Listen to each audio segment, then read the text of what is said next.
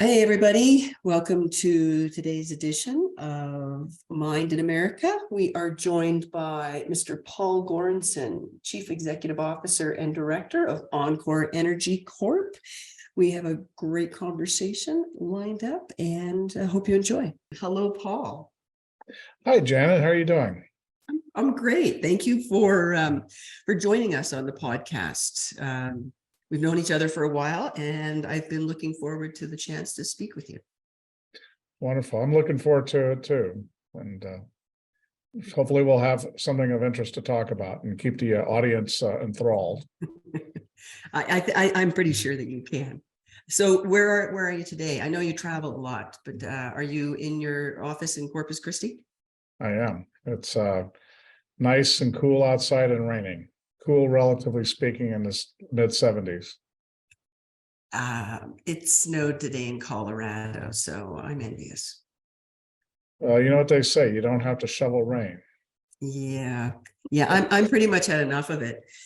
We're heading to Texas pretty soon, and I'm looking forward to it. It's hauling firewood out of the snowbanks just lost its appeal. It was romantic and lovely at first, but so for the benefit of people that don't know you, tell me a little bit about yourself. Well, I'm from South Texas. I grew up down here and went to college in South Texas at Texas A&M University, which became A&M Kingsville, and got a degree in engineering and my professional license as well. And started this uranium industry back in 1987 when I didn't even know it existed in South Texas.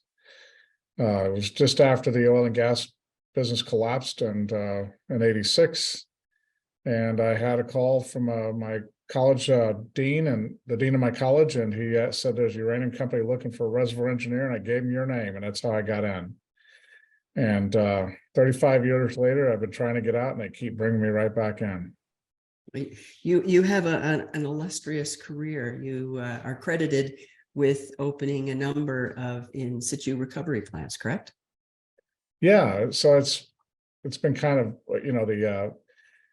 my first one I opened up was in 1991. That was what we now own as the Rosita project.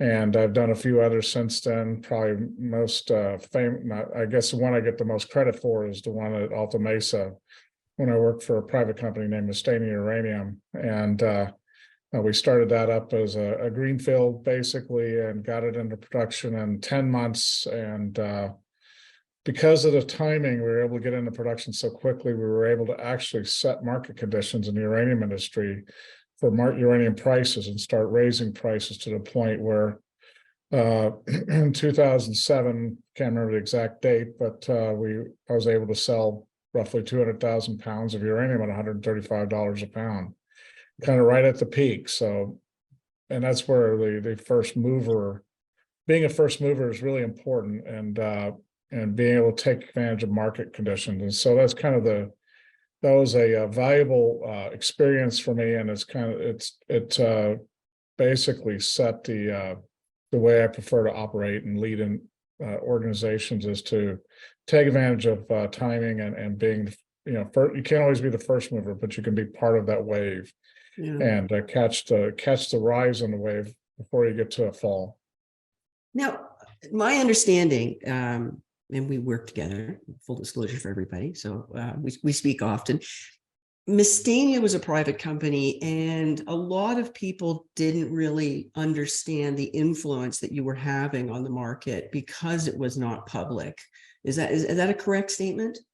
Yeah, we did. Yeah, it was a private family held company, very close family holdings, and they did not want to disclose much in the way they did their business.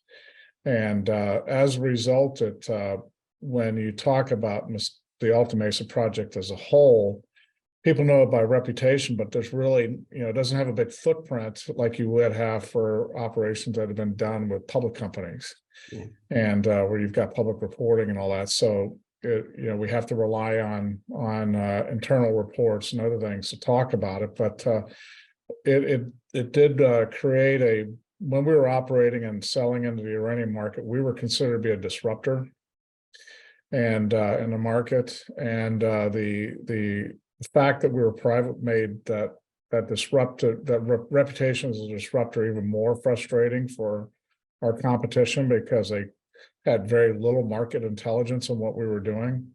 So it was good to be in that situation.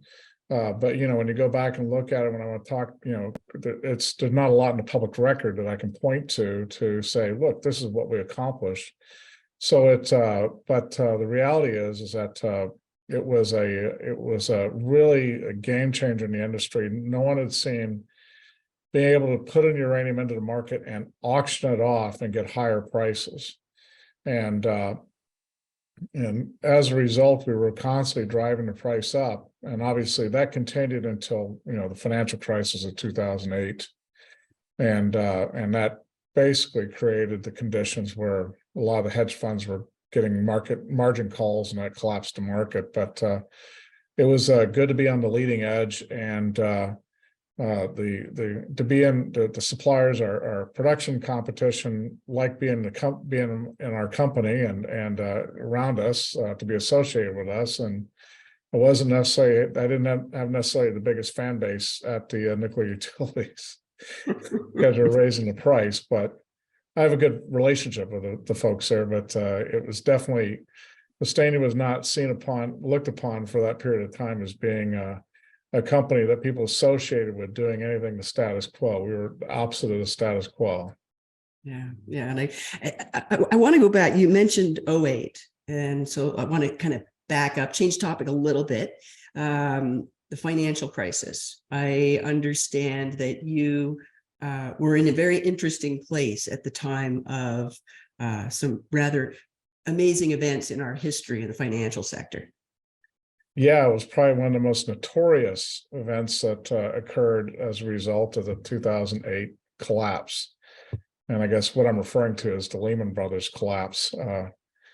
Just to add a little bit of step back and add a little bit of context to the story, is that Lehman had a uranium trading or a trading branch that they wanted to get into, to buying uranium and control, act like a trading house and a bank to support uranium trades, and also to do project financing, et cetera, and get in-kind payments with uranium, et cetera. And they were leveraging the balance sheet of Lehman Brothers to back that, and their at the time their reputed prowess in the financial sector and everything else.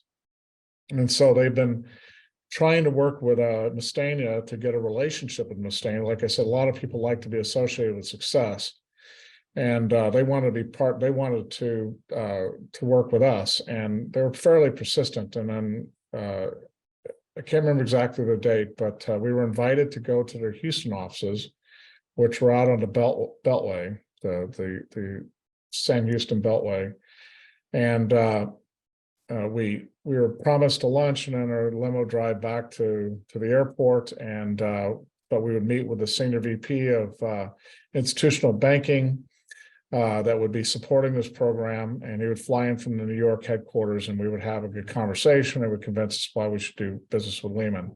So we got up there, we went to the offices, sat down and in a meeting and started having a conversation with them, and it got to the point where the senior VP and the manager that we were dealing with, the director of trades, started making a hard pitch as to why Lehman Brothers was the most secure place we could have our money and our valuable commodity placed, because of their balance sheet and everything else. And my boss at the time, his name was George Tanner. He was the president of Mustania. He's always got a reputation of being under. His people underestimated him continuously as being a cowboy slash hick, but people didn't realize he graduated from Pepperdine and other some rather prestigious schools. And so as a result, he in that comment, he had already done his research on Lehman Brothers, and he said, well, I look at the Wall Street Journal this morning on our flight up, and noticed, the market cap of Lehman, and I said I did a projected estimate of what our market cap would be as our combined uranium and oil and gas company, and frankly, we would have a market cap $100 million larger than Lehman would, and frankly, we should be here talking about buying you out. And the senior VP and the director of trades looked at us and kind of a bit of shock, and they walked outside and they huddled up. And then as they came back in and said, okay, the meeting's over with. I think we're good. You guys can leave. And as I mentioned, they were supposed to bring us lunch and have a limo waiting for us. So as we're walking out, we're seeing people packing boxes and a lot of crying going on. And going out, that was the day they announced that Lehman collapsed, and they were laying everybody off. And so while we're waiting on the cab, we had to call a cab. Obviously, the limo wasn't going to come get us, and we were watching people go into the parking lot with all their possessions and everything else in a box, right? Like something you saw in all the videos from back in that day. It was a really tragic scene, but from us, we dodged a bullet. And so when we got to the airport and got to security, my boss looked at him and goes, "You know what, Paul, let's go. We're going to have the best damn airport hot dog we've ever had in our life and celebrate dodging a bullet." And so it was kind of our, it was a funny story around a very tragic series of events, but it was kind of like you're there in real time seeing history happen, and get home. Yeah. And you see the news about Lehman's collapse and everything else. And it's going, wow, I was there at that moment in history, which created a lot, the banking rules we have now. Yeah. And now we're going through another banking situation, which, as usual, when we try to put rules in place, they don't always anticipate all the issues. Yeah. But that was kind of my mark in history. And it was one of the things I never forgot. It showed me you never show your entire hand that you have to deal, and when you're in discussions with people, but also do your homework. And it doesn't hurt to be underestimated at times. Yeah. Wow. Now that's one day I'll tell you my story of September 11th and what happened to me on that day. But it's always interesting when you get a firsthand look at history and not realizing it at the time, of course, right? Yeah. So tell me about working in South Texas. You're from there, and a lot of your career has been there. I know in Wyoming and places like that as well. I know you're with enCore now, but you've been in South Texas a substantial part of your career. That's right. So I've been for more than 20 years of my 35 years in the industry. I've been in Texas, and South Texas, where I got my start in the business, and this is where I am now. Texas is quite unique when it respect to South Texas is unique, and when we talk about uranium mining in general, a lot of people don't realize that it's got large uranium deposits in it, and it's been a historic large, significant uranium producer in the U.S. And it gets missed because all the glory goes to New Mexico and Wyoming, et cetera, where all the big production came out in the 50s, 60s, and 70s. But Texas was a big player even back then. But Texas is also where commercial, my focus is on in-situ recovery uranium, and that's where the real first commercial successes occurred, was in South Texas. And it's because of the unique geography and geology we have here that makes in-situ recovery such an economic advantage. And that's principally because our formations are relatively young, because Texas, it's all tertiary deposits.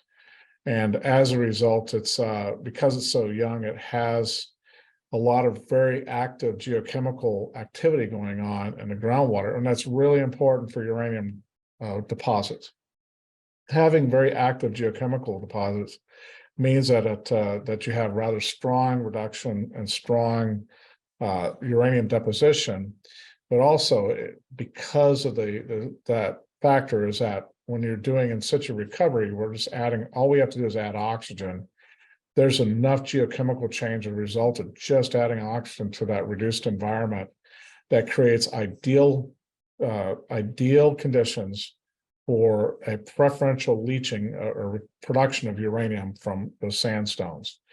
And there's a series of sandstones that stack on top of each other that range from out west to Laredo, all the way down into Mexico, up almost to Houston, and at different depths heading towards the Gulf Coast. And it's one of those big secrets out there that a lot of people don't realize, is that the fact that uranium exists everywhere, except people find out when they see their water quality has a lot of uranium in it, and there's no uranium. They're not in the middle of a uranium mine, but there's a lot of deposits, and it's been relatively undiscovered because of the uniqueness of Texas's land situation. It's characterized by no federal lands. You can't just go out and stake claims. You got to go and negotiate leases. So it gets complicated when you got several estates, surface and mineral estates, and severed ones. And so it gets complicated. So frankly, it was the oil and gas companies who really pioneered things down here because they had a lot of experience dealing with that type of land work, unlike a lot of the mining companies did out west. And so as a result, you saw the U.S. production and the Texas production dominated by oil and gas companies. Now that's dropped off quite a bit, but rarely has there been a large ranch that's been secured for mineral production. And Alta Mesa, that enCore just acquired the whole project. We've got access to 200,000 acres, both surface and mineral, of the same executive trustee to go out and not only produce uranium with known deposits, but also go out and explore and find additional uranium resources. Mm-hmm. Because if one looks at the technical report, you'll see that there's substantial resources out there already. But the one thing we learned drilling is where it gets exciting is that there's just a whole lot more upside because no one else has drilled out there before for this stuff. Yeah. And so there's a lot of upside and a lot of opportunity. And I think that we can create that, with that success, we can probably take that success and also mirror it in other opportunities as well. Yeah. Yeah. But it's exciting because of the fact that Texas doesn't always get counted amongst the uranium states. Out there. But am I right that in situ recovery of uranium started in Texas? It did. It really did. That's where it found its commercial. So a good example is that there was some an early in situ production down in around Hebbronville, Texas, which is in the very the southern part of Texas, not too far from the Mexican border. There's some pilot plants that were put in, and then obviously the Palangana deposit in Duval County is where they did a lot of pilot work to get it started. So Union Carbide did that, and then Mobil Oil down in Texaco, or Getty Oil in Texaco, and Exxon did quite a bit of work in situ recovery as well down there. Okay. And that's where it really got kicked off. And like I said, the pilot plants led to significant commercial production operations. So it's really the first time in situ came into play as being a commercial rather than a research project. Yeah. And so now, if you look at the world now, is that in situ recovery is where 70% of uranium is produced in the world comes from, whether it's in Kazakhstan or in the US. Most of it's coming from through in situ recovery and not as much through conventional mining. And that's simply because of the cost advantages and the fact that you can leverage lower grade ore bodies and bring those into commercial economic conditions. Yeah. So 2 points. One, just my observation, Texas should own the development of this technology and take credit for it more so than they do. That the innovation that happened in the state has created now this global phenomenon. And then the other point I want to go with you is ISR, and people, we have interviewed Dennis Stover, so there should be some understanding if they're following the podcast, but just give me like a real high level, non-technical ISR is. Well, ISR is the non-invasive production of uranium. So in other words, when I say invasive, we're not sinking shafts and digging drifts or workings to go to the ore body to get to the face of the rock, nor are we opening up open pits into the ore body. And that means we don't have to move the ore body, the ore itself, physically from the ground into a mill. So you avoid the surface disturbances created by those conventional structures activity, but also by sending the ore to a mill and getting it milled, you have uranium tailings after that are on surface forever effectively. So what we're doing right now is by installing a production pattern, which consists of a recovery or production well and an injection well into the ore body where it's open to it, by injecting native groundwater. In our case, we use an alkaline system, which relies strictly on oxygen, liquid oxygen additions. That we don't add actually liquid oxygen, we add gaseous oxygen to it. That commingles with the water, and it goes, when it hits the uranium ore body, it instantaneously rusts that ore body. You know, just like iron rusts with oxygen, uranium does too. But the unique thing with uranium, it dissolves in the water a lot like what salt does in hot water. And so it becomes very it's soluble at that point, and we're able to take that uranium bearing water, pump it to the surface, and we run over what's called an ion exchange bed. So keep it simple if you're familiar with a water softener. It is exactly the same process as water softener, with exception we're taking uranium instead of calcium out. Okay. And then once uranium is removed, it goes back into formation, re-injected, so we recycle it again, adding oxygen, continue that cycle. It's a continuous cycle. And the advantage of that, again, is there's no minimal surface disturbance. Mm-hmm. Instead of having massive open pits, you have basically 6-inch diameter holes. And when we're done mining, we're required to go back in and clean up the groundwater. We effectively scrub the groundwater clean, or clean it back to baseline conditions. Mm-hmm. And then when that's done and signed off by the state agency, we plug the holes and we clean up the surface, so you'd never know we were there. There's no recontouring, there's no waste rock piles or anything that has to be managed on the surface. It all is effectively just looked like it did before we got out there. In fact, most of the land is turned right back into the activity it was at. At our Kingsville Dome project, it's going to be back to cotton fields. And at Rosita, it's going to go back to grazing and hunting grounds. So, and I know you've made your career in this, and it's a limited field of people that have this expertise. And so are you really one of the I guess the pioneers in some way of developing and enhancing this technology? I know there's people like Dennis Dover and others that helped create it, but implementing it fair to say that's a very small pool of people? Well, I would say that I wouldn't call, I'd say I'm the generation 2. Okay. Fair. The second generation of in-situ recovery. The first generations of the guys like Dennis Stover, who took the concept, put it in action, created the technology, but also created the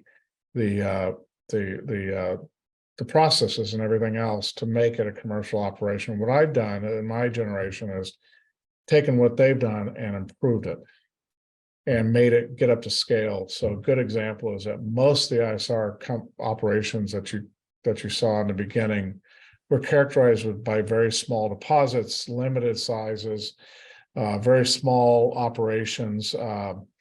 And what I've done is taken those type of concepts and grown them to make them to major significant projects with millions of pounds to support that capital investment.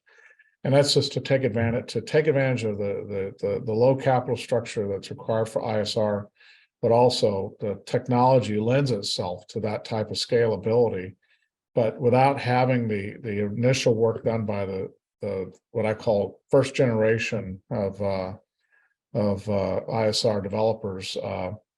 We wouldn't have had anything to take and leverage to make it successful. Yeah. Yeah. I want to wrap this up here, and then keep going in our next conversation. So let's just wrap it up today. I've got a million questions, but we're going to break and come back. Okay. So just bear with me. So, but thank you for part one. So sure thing. For part two. Stay tuned, right?